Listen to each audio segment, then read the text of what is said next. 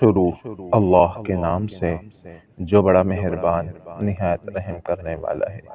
آج کی حدیث حضرت ابو موسیٰ رضی اللہ عنہ راوی ہیں کہ سرکار دو عالم صلی اللہ علیہ وسلم کو یہ فرماتے ہوئے سنا ہے کہ اللہ تعالیٰ نے حضرت آدم علیہ السلام کی تخلیق ایک مٹھی مٹی سے کی جو ہر جگہ کی زمین سے لی گئی تھی، لہٰذا آدم کی اولاد انہی زمین کے موافق پیدا ہوئی۔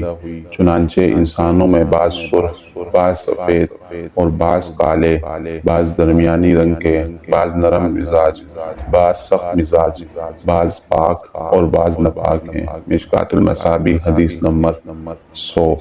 اسی طرح کی اور احادیث اور دعا وغیرہ سننے کے لیے ہمارے چینل کو سبسکرائب کیجیے۔ السلام علیکم ورحمۃ اللہ وبرکاتہ۔